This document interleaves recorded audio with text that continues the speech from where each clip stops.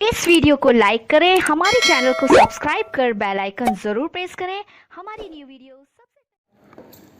Hello guys, good evening. आप सभी का आप हमारी जो लाइव क्लास है उसमें वेलकम है, हार्टली वेलकम। आप सब हमारे साथ जुड़े रहते हो, इसके लिए थैंक्स अ लॉट ऑफ। आप सभी को बहुत बहुत धन्यवाद। आज हम प्रेजेंट कंटिन्यूस टेंस को लेकर चर्चा करेंगे। इससे पिछली वाली जो क्लास थी, लाइव क्लास थी, उसमें हमने प्रेजेंट इंडेफिनेट या प्रेजेंट सिंपल के बारे में बहुत ही डिटेल स्टडी की। आप सब हमारे साथ जुड़े रहे, उसके लिए आप सबको थैंक। आप देखो, हमने ये चीज़ सीखी है कि प्रेजेंट इंडेफिनेट में क्या होता है। मैं थोड़ा सा रिवाइज करता हूँ। V1 या V1 में SEIES का यूज हमें करना होता है। और अब हम कंटिन्यूस की बात करेंगे। देखो, हम पहले ही जान चुके हैं कि जहाँ पर भी कंटिन्यूस आएगा वहाँ पर V1 प्लस ING वाली वर्ब आएगी।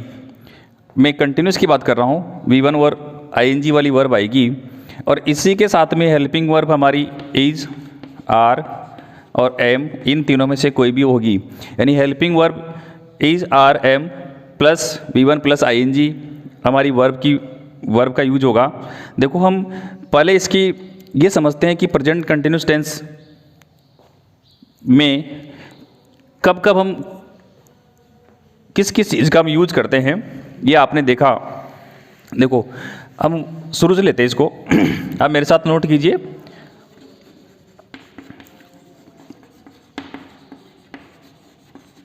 Present continuous tense. देखो, प्रेजेंट कंटिन्यूस टेंस में जहाँ पर भी कंटिन्यूस वर्ड आए आपको ING वाली वर्ब समझनी है। और प्रेजेंट की बात कर रहे हैं तो सबसे पहले इस चीज़ को देखेंगे अपन। हेल्पिंग वर्ब हमारे पास में is, are, am plus V1 plus ING, ये हमारे वर्ब का यूज इस तरह होगा। देखो, जैसे अब इस टेंस का हम कैसे इस पहचान पाएंगे कि प्रेजेंट कंटिन्यूस टेंस है। तो देखो, जब भी हम बात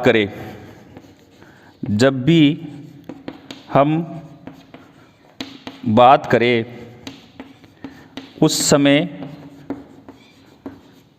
वह कार्य एक्शन जारी हो। अगर ऐसा हुआ है, यदि जब भी हम बात करें तो उस समय वो कार्य या एक्शन जारी हो, यानी कंटिन्यू हो, तब हम प्रेजेंट कंटिन्यूस टेंस की बात करेंगे। अब देखो, मैं एक सेंटेंस लिखकर आपको क्लियर करने की कोशिश करता हूँ। हम कमरे में बैठे हैं। अब देखो, यहाँ पर सबसे पहले हम इस चीज़ को रिकॉग्नाइज करने के लिए सबसे पहले उसकी वर्ब पर जाएंगे। देखो, हमारे पास में वर्ब है बैठना, सिट वर्ब है। अब इसको जज कीजिए कि जब हमने इस बात को बोला या कहा उस समय क्या बैठने का काम कंटिन्यू था। हमें ऐसा लग रहा है कि हम कमरे में बैठे हैं तो कंटिन्यू काम हो रहा है। अब जब भी हम इसको ट्रांसलेट करेंगे तो कैसे करेंगे। देखो, हमारे पास में सब्जेक्ट आया वी, तो वी, अब देखो बैठना वर्ब है हमारी, सिट वर्ब है। अब देखो, इसमें ING प्लस करेंगे, लेकिन इन तीनों में से कोई ना कोई हेल्पिंग वर्ब आएगी। तो इन तीनों में से कौन आएगा, इस बात को बताएगा हमारा सब्जेक्ट हमारे पास में प्लूरल है तो हमें आर का यूज करना है, तो वी आर। अब वर्ब में ING प्लस कीजिए आप। यहाँ पर देखो, लास्ट में कॉन्सोनेंट लेटर्स आया है, इसके बाद आगे सिंगल वावल आया है तो यहाँ पर डबल हो जाएगा। Sitting, we are sitting in the room. इस प्रकार से ये हमारा सेंटेंस, हम कमरे में बैठे हैं, उसको हम अंग्रेजी में कैसे बोलेंगे। We are sitting in the room, we are sitting in the room. आप इस चीज़ को समझ गए होंगे। यहाँ पर इसको डबल राइट करके इसको नोट कर ले आप। और हम आगे इस सेंटेंस के नेगेटिव इंट्रोगेटिव सेंटेंस बनाने की बात करते हैं। देखिए, आप मेरे साथ नोट कर लीजिए। हम अगली स्टेप पर बढ़ते हैं।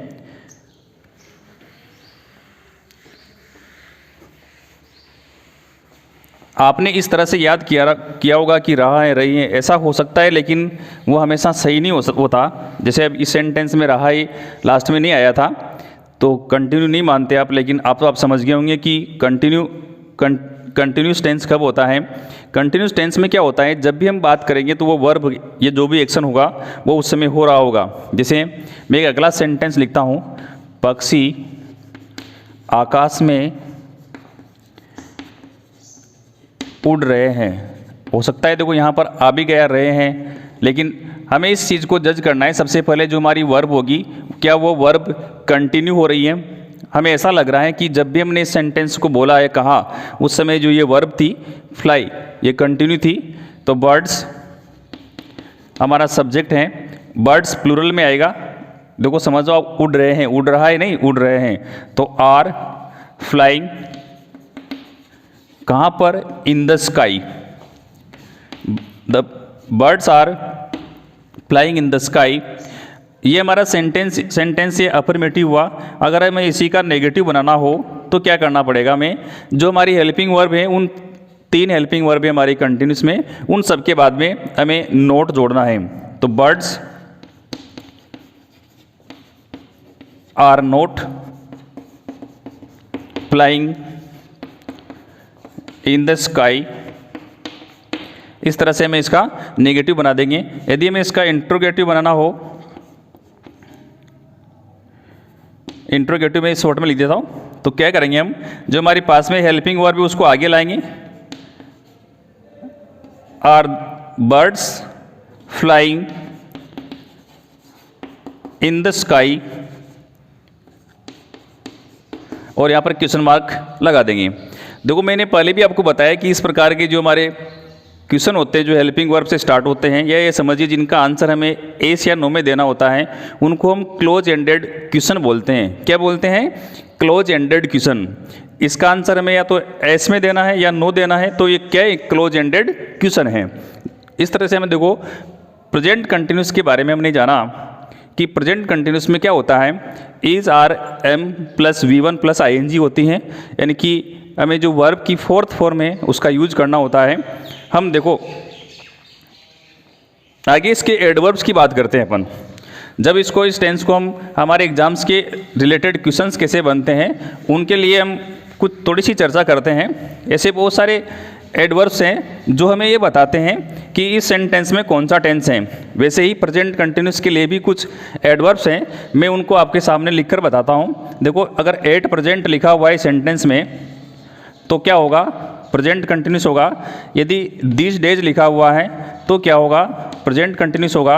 यदि उस सेंटेंस में नाउ लिखा हुआ है तो प्रेजेंट कंटिन्यूस होगा।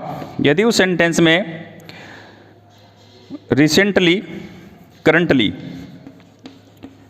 लिखा हुआ है तब भी प्रेजेंट कंटिन्यूस होगा। और देखिए, देखो और भी है, आप इनको लिखिए, मैं आपको नोट करवाता हूं।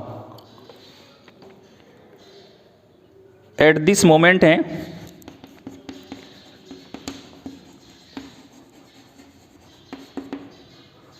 इस समय।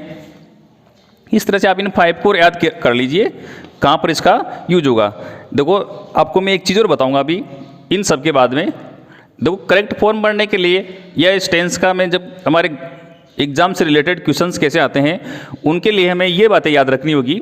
अब इनके लिए मैं आपको सेंटेंस लिखकर एक एक क्लियर करेंगे हम। देखो मैं इसको यहाँ से इरेज कर देता हूँ, आप इसको नोट कर ले।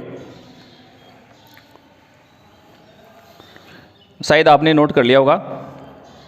आगे देखते हैं। देखो हम यहाँ पर क्या होता है, देखो जब भी ये सारे वर्ड्स आते हैं वहाँ पर हमें क्या प्रेजेंट कंटिन्यूस की फॉर्म बननी होती है। जैसे अगर मैं ऐसा लिखूँ, माय अंकल, यहाँ पर डॉट डॉट है, ब्लैंक है हमारे लिए, यहाँ पर हमें वर्ब की फॉर्म बननी है।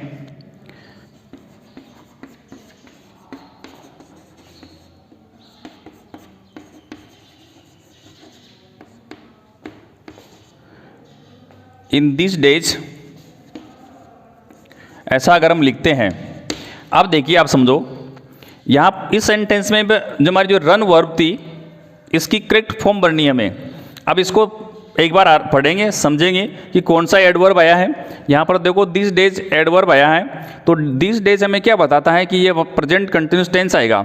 अब देखिए यहाँ पर हमारी जो वर्ब है वो रन है और सब्जेक्ट है हमारा अंकल है। माय अंकल हैं, तो माय अंकल सिंगुलर है, तो सिंगुलर होने के कारण इज, और आप रन में आईएनजी जोड़ देंगे, और आईएनजी जोड़ेंगे तब क्या होगा, यहाँ पर ये जो लेटर से लास्ट का ये 2 बार लिखना होगा। ऐसा क्यों हुआ मैं भी बता रहा हूँ आपको।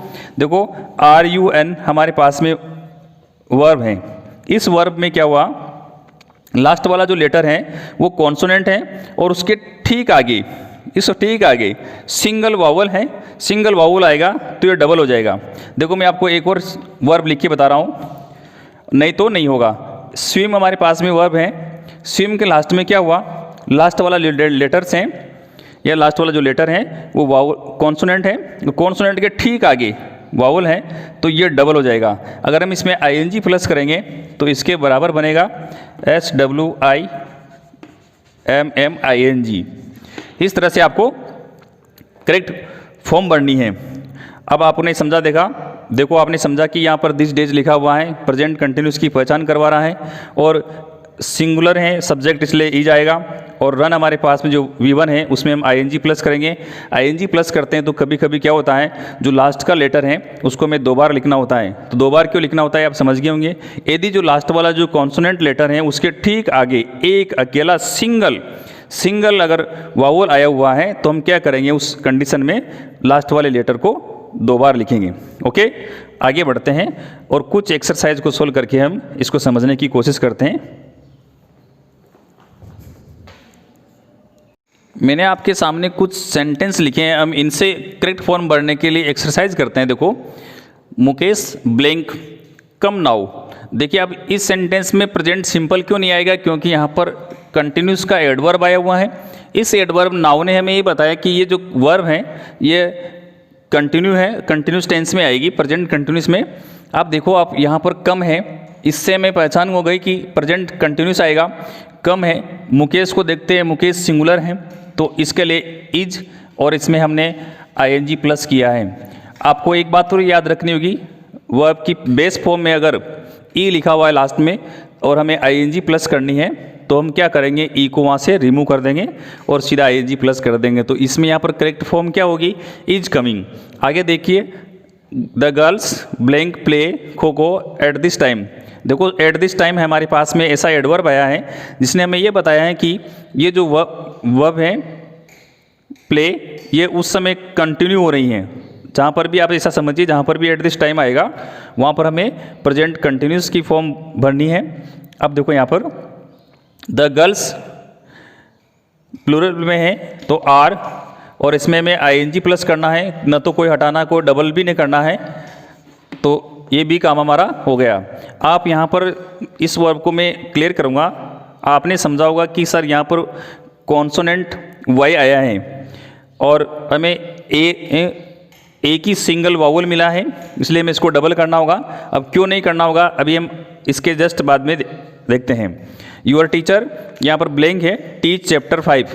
देखो ये सीधा सा लग रहा है कि जब भी हम बात कर रहे हैं कि जो आपके टीचर हैं वह चैप्टर 5 को पढ़ा रहे हैं, पढ़ाता है नहीं पढ़ा रहे हैं ऐसा होगा, ऐसा हम बोल नहीं सकते कि पढ़ाते हैं। इसका सीधा सा अर्थ हुआ क्या पूरे साल भर या पूरे सेशन में चैप्टर 5 को ही पढ़ाते हैं, ऐसा नहीं हो सकता। तो ये कंटिन्यूस में लिखना होगा।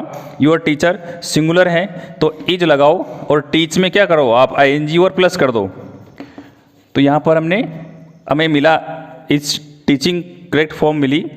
Mister Gupta teach Hindi at present. At present हमारे सामने ऐसा एडवर्ब है जो हमें ये बताता है कि प्रेजेंट कंटिन्यूस टेंस आएगा।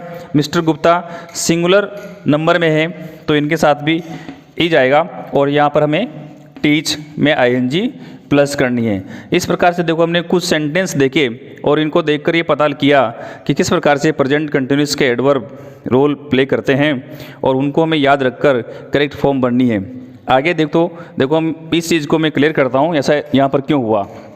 देखो हमारी जो इंग्लिश है उसमें जो सारे जो लेटर्स हैं इसके, उनको हम 2 कैटेगरीज में डिवाइड करते हैं, या तो कॉन्सोनेंट्स होगा या फिर वह वावल्स होगा। लेकिन देखो हमारे इन दोनों कैटेगरी के बीच में एक ऐसी टाइप भी आती है जिसको हम शायद पढ़ नहीं पाए होंगे अभी तक, उसके बारे में हम बात करते हैं। हमारे 26 जो लेटर्स हैं इनके 2 पार्ट होते हैं, कॉन्सोनेंट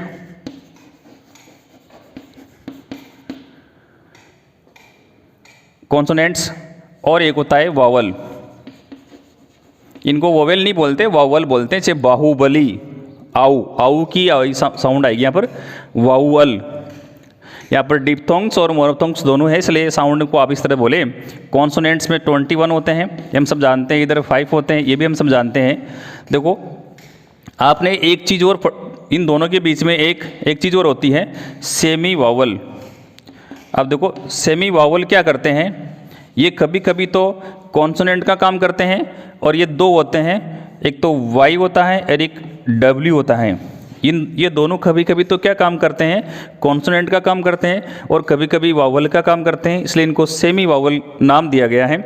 जिस प्रकार से देखो सुनो, अगर मैंने यहाँ पर वाई एस लिखा तो यहाँ पर इस वाई ने ए बनाया, यस, इस प्रकार से ये बनेगा। लेकिन हुआ क्या कि कभी कभी देखो वाई क्या करता है, वावल का काम भी करता है। यहाँ पर क्या हुआ, इस वाई से न तो कोई भी कॉन्सोनेंट साउंड क्रिएट नहीं हुई, यहाँ पर वावल साउंड क्रिएट हुई है। तो सीटी, देखो सीटी इंग्लिश में ऐसे छोटी ई आएगी, आप हिंदी से कंपेयर मत करना इसको, डबल की सर बड़ी ई की मात्रा आएगी। हम इंग्लिश में सीटी इस तरह से बोलते हैं, शहर। तो यहाँ पर जो वाई आई, इस वाई ने क्या काम किया, इस वाई ने ई की मात्रा लगाई है, ये समझिए ई की साउंड प्रोड्यूस की है। तो यहाँ तो इसने क्या काम किया, कॉन्सोनेंट का काम किया, जबकि यहाँ इसने क्या काम किया, वावल का काम किया। तो ये दोनों क्या करते हैं, कभी कभी तो वावल का काम करते हैं और कभी कभी कॉन्सोनेंट का काम करते हैं, इसलिए इनको क्या कहेंगे, हम सेमी वावल बोलेंगे। और जब भी सेमी वावल आएगा तो देखो आप यहाँ पर PLAY, तो ये भी वावल हुआ और ये भी वावल हुआ, तो डबल वावल आए। तो मैंने ऐसा कभी कहा नहीं आपसे कि जब भी डबल वावल आएंगे तब भी हम डबल करेंगे, नहीं। इसलिए यहाँ क्या होगा, हम प्ले में जब भी ING प्लस करेंगे तब केवल हमें ING ही प्लस करना है, डबल नहीं करना है। यानी कि इस वर्ब में आपके सामने जो मैंने वर्ब लिखी थी SIT, इसमें और इसमें डिफरेंस हैं। यहाँ पर आप समझ गए होंगे, यहाँ पर प्ले, कॉन्सोनेंट प्ले में जो वाई लेटर है ये कॉन्सोनेंट की साउंड प्रोड्यूस नहीं कर रहा, इसलिए क्या होगा, यहाँ पर हम इसको डबल नहीं करेंगे। शायद आप मेरी बात समझ गए होंगे। हम अगली स्टेप पर बढ़ते हैं और इसके यूजेज की तरफ बढ़ते हैं। इस प्रेजेंट कंटिन्यूस टेंस के यूज कौन कौन से हैं और कब इसका यूज करते हैं, आप इनको नोट कर लीजिए, मैं आगे बढ़ता हूँ।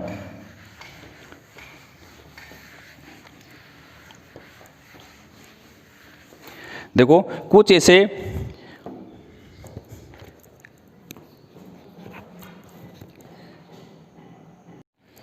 देखो हम इसके कुछ सेंटेंस लिखकर इसके यूज की बात करते हैं। प्रेजेंट कंटिन्यूस का यूज कहाँ कहाँ पर किया जाता है, आपको मैं ये बात बता चुका हूँ कि ऐसे एक्शंस जो कंटिन्यू हो रहे हो, जब हम बात कर रहे हैं उस समय कोई कार्य यदि लगातार हो रहा है तो हम प्रेजेंट कंटिन्यूस का यूज करेंगे। लेकिन कुछ ऐसे यूज हैं जिनके को जानना हमारे लिए बहुत ज़रूरी है। हमारे एग्जाम से रिलेटेड जो क्वेश्चंस बनते हैं, अगर वो यहाँ से बने तो हमसे गलती नहीं हो, इसलिए इन बातों को भी हमें जानना जरूरी है। देखो टेम्पोरेरी एक्शंस क्या होते हैं, ऐसे कार्य जो अभी नहीं हो रहे हो परंतु आसपास हुए हो, कभी न कभी हुए हो, जैसे हम बात कर रहे हैं उस समय हुए हो या नहीं हुए हो, आसपास हुए हो। He is living in a rented house, वो किराए के घर में रह रहा है। तो देखो किराए के घर में अभी रह रहा है, हो सकता है अभी जब मैंने बात की हो उस समय नहीं रह रहा हो, लेकिन कभी न कभी रहा हो, यानी आसपास रहा हो, उस कंडीशन में भी हम प्रेजेंट कंटिन्यूस का यूज करेंगे। सी इज रीडिंग द गीता, वो गीता जो हमारी होली बुक है उसको पढ़ रही हैं। हो सकता है कि अभी नहीं पढ़ रही हो लेकिन वो इन दिनों में पढ़ रही हैं, तो उस कंडीशन में भी हमें क्या होगा, टेम्पोरेरी एक्शंस होंगे, उनमें प्रेजेंट कंटिन्यूस का यूज करेंगे। देखो नियरेस्ट फ्यूचर बताने के लिए भी हम क्या करते हैं, प्रेजेंट कंटिन्यूस का यूज करते हैं। निकट भविष्य के एक्शंस बताने के लिए प्रेजेंट कंटिन्यूस का यूज करते हैं। My uncle is buying a new car, मेरे अंकल हैं एक नई कार खरीदने जा रहे हैं, यानी खरीद रहे हैं। हो सकता है कि अभी नहीं खरीदी हो, खरीदेंगे, उन्होंने प्लान बनाया है, तो उस कंडीशन में भी हम क्या करेंगे, प्रेजेंट कंटिन्यूस का यूज करेंगे नियरेस्ट फ्यूचर के लिए। सी इज गोइंग होम टुमारो, वो कल घर जा रही हैं। तो सीधी सी अर्थ हुआ कि अभी नहीं गई हैं, अभी नहीं जा रही हैं, कल जा रही हैं, तो कल के लिए भी हम क्या करेंगे, नियरेस्ट फ्यूचर है, इसलिए प्रेजेंट कंटिन्यूस का यूज करेंगे। हमारा थर्ड यूज है इसका, इंटेंशन इरादा बताना और लाइकलीहुड संभावना बताने के लिए भी हम क्या करते हैं, प्रेजेंट कंटिन्यूस का यूज करते हैं। अब देखो he is going to see his father in law, वो अपने ससुर से मिलने जा रहे हैं। तो देखो यहाँ क्या होगा, लाइकलीहुड है, संभावना बताई जा रही है। ऐसा होने पर क्या होता है, हमें प्रेजेंट कंटिन्यूस का यूज करना होता है, किसमें, लाइकलीहुड में।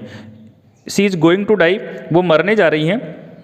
तो यहाँ पर क्या इंटेंशन है, इंटेंशन में भी क्या करेंगे हम प्रेजेंट कंटिन्यूस का यूज करेंगे। इस तरह से देखो हमने प्रेजेंट कंटिन्यूस के बारे में जाना। सबसे पहले हमने एक बात सीखी कि हम is are am helping verb के साथ में V1 प्लस ING का यूज करेंगे और ऐसे एक्शंस में प्रेजेंट कंटिन्यूस का यूज करना होता है जहाँ पर कोई कार्य जब हम बात करें या वो कहे या बोले उस समय वो कंटिन्यू हो, लगातार हो, या ये 3 कंडीशंस हो, तब भी हम प्रेजेंट कंटिन्यूस का यूज करते हैं। इसके साथ में हमने देखा कि हमारे इसके कुछ एडवर्ब्स होते हैं इस टेंस के लिए, 5 एडवर्ब्स होते हैं, उनको आप याद रखिए, उनके अनुसार ही हमें करेक्ट फॉर्म बननी होती हैं। अब हम बात करते हैं, देखो इससे एग्जाम से रिलेटेड क्वेश्चंस किस प्रकार के होते हैं। देखो एग्जाम्स में रिलेटेड क्वेश्चंस किस प्रकार के होते हैं उनको लेकर हम चर्चा कर रहे हैं। देखो हमारी जो परीक्षाएं होती हैं उन एग्जाम्स में क्या है, करेक्ट फॉर्म बनवाने के लिए हमसे क्वेश्चंस पूछे जाते हैं और उन क्वेश्चंस का हमें आंसर कैसे देना है इसके बारे में हम चर्चा करते हैं।